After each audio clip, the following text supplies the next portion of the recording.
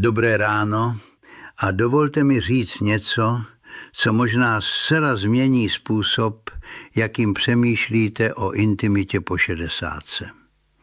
Pokud je vám přes 60, 70 nebo 80 let a stále máte aktivní intimní život, slyšeli jste pravděpodobně víc varování než povzbuzení. Že je to namáhavé pro srdce, že už to ve vašem věku není vhodné, že byste měli zpomalit. A já vám dnes řeknu pravdu, kterou se mnoha lidem nikdo neobtěžoval říct. To skutečné nebezpečí nespočívá v tom, že intimní život máte. Spočívá v tom, že ho přestanete mít. Jsem doktor Daniel Mázo a za více než 2 desetiletí v geriatrické medicíně a výzkumu dlouhověkosti jsem seděl naproti tisícům lidí ve věku 60, 70 i 80 let. A jedno z témat, o kterém se nejvíc mlčí a kvůli kterému trpí nejvíc lidí zbytečně, je právě tohle. Začněme něčím, co možná překvapí i vašeho lékaře. Slavná dlouhodobá studie z velšského města Caerphilly sledovala stovky mužů po dobu 10 let a zjistila něco pozoruhodného. Muži s nejnižší frekvencí vyvrcholení měli zhruba 2násobné riziko úmrtí ve sledovaném období oproti mužům, kteří byli intimně aktivnější. 2násobek. Intimita zde nebyla rizikem, byla ochranou. A zůstaňte se mnou až do konce, protože číslo 1 spojuje všechno ostatní dohromady. Je to ten jediný důvod, proč mnoho seniorů ztrácí roky kvalitního života úplně zbytečně. A téměř nikdo o tom nemluví nahlas. Než budeme pokračovat, mám na vás prosbu. Napište mi do komentářů svůj věk a jednu věc. Zda si myslíte, že intimita ve vašem věku ještě patří do života. Jsem opravdu zvědavý. A čtu každý jediný komentář na tomto kanálu. Každý. Odpočítáváme od 5 do 1, od důležitého po naprosto zásadní. Pojďme na to. Číslo 5. To první varování, které slýcháte nejčastěji, zní, že intimita je nebezpečná pro srdce. Chápu, proč tomu lidé věří. Zní to logicky. Zrychlí se tep, stoupne tlak a vy si řeknete, že to vaše srdce v tomhle věku nepotřebuje. Ale tady je to, co vám brožury v čekárně neříkají. Americká kardiologická asociace, tedy přední světová autorita na zdraví srdce, posuzovala tuto otázku velmi pečlivě a jejich závěr je jasný. Pro naprostou většinu lidí, kteří zvládnou vyjít 2 patra schodů bez bolesti na hrudi, je intimní život z hlediska srdce bezpečný. Energetický výdej je srovnatelný se svižnou chůzí. Riziko, že by intimita spustila srdeční příhodu, je u běžného člověka mizivé. Odhaduje se, že s ní souvisí méně než 1% všech srdečních příhod. Představte si své srdce jako sval.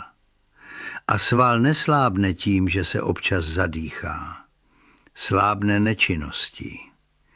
Měl jsem pacienta, říkejme mu Jaroslav, 73 let, z Olomouce.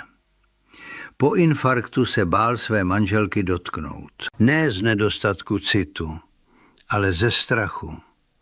Probrali jsme to společně s jeho kardiologem, prošli jeho zátěžový test a ukázalo se, že jeho srdce je silnější, než si myslel. Za 2 měsíce mi řekl: doktore, vrátil jsem se k životu, o kterém jsem si myslel, že už skončil. Číslo 4. A teď to začíná být opravdu zajímavé. Intimita není jen záležitost těla. Je to jedna z nejsilnějších aktivit pro váš mozek. Vím, že to možná zní jako přehánění, ale vydržte se mnou. Při blízkém kontaktu se ve vašem mozku uvolňuje celá kaskáda látek. Jednou z nich je Brain Derived Neurotrophic Factor, tedy mozkový neurotrofický faktor, který si můžete představit jako hnojivo pro mozkové buňky. Pomáhá vytvářet nová spojení a chrání ta stávající. Rozsáhlý anglický výzkum stárnutí, který sledoval tisíce dospělých nad 50 let, zjistil, že lidé, kteří zůstávají intimně aktivní, dosahovali lepších výsledků v testech paměti a slovní plynulosti. Představte si svůj mozek jako zahradu. To, co pravidelně zaléváte a používáte, kvete. To, co necháte ladem, zarůstá. Měl jsem pacientku, říkejme jí Milada, 68 let, z Brna.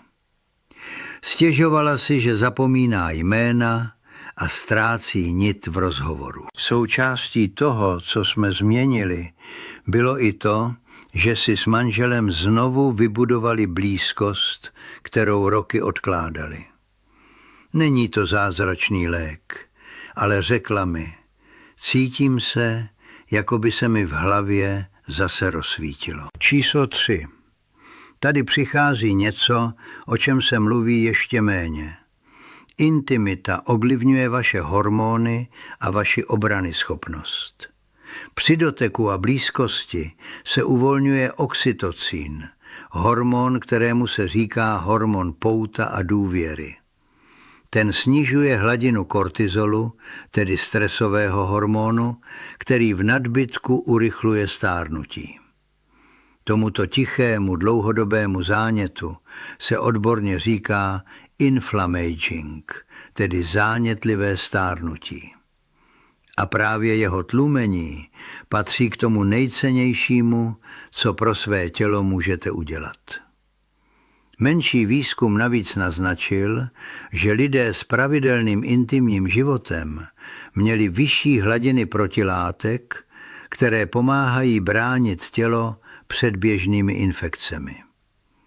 Představte si oxytocin jako olej, který tiše promazává soukolí celého těla.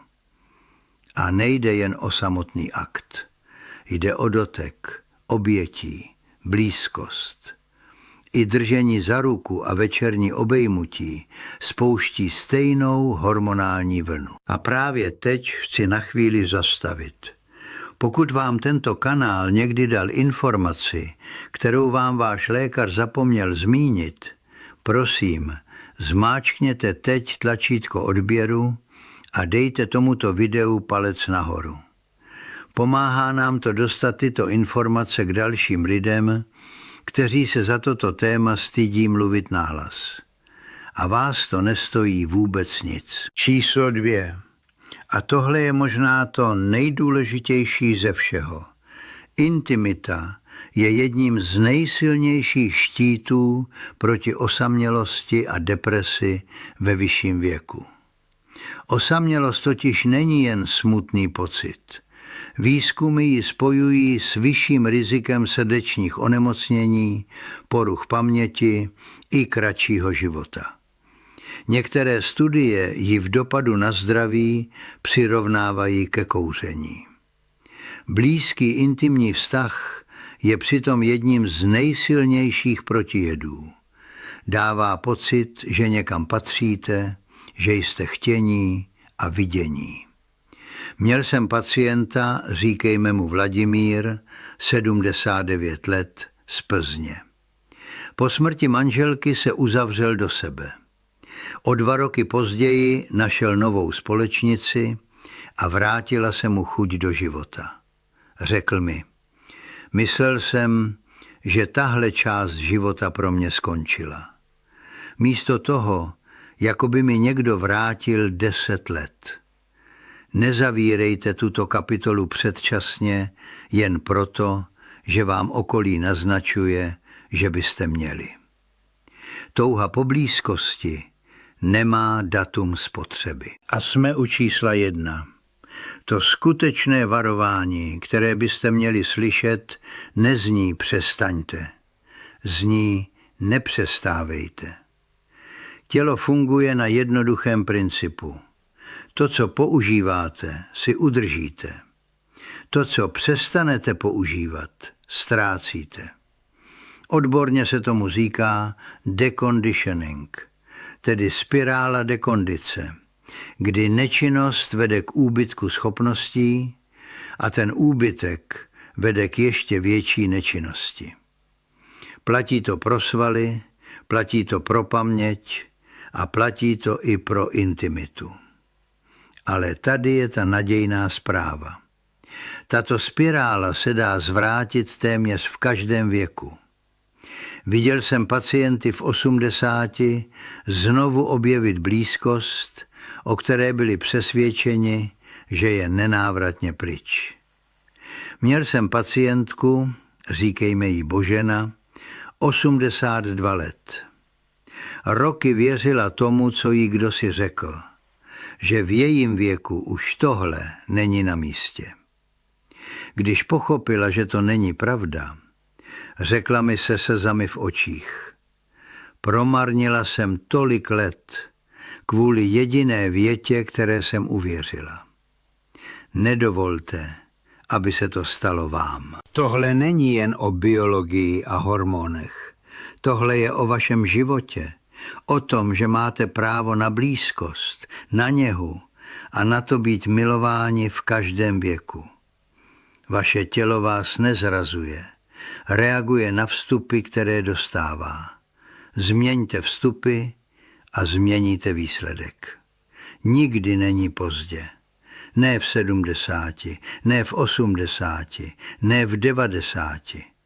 Není potřeba lék, není potřeba operace, není potřeba zázrak. Stačí pravda. A odvaha nestydět se za přirozenou součást toho, co znamená být člověkem.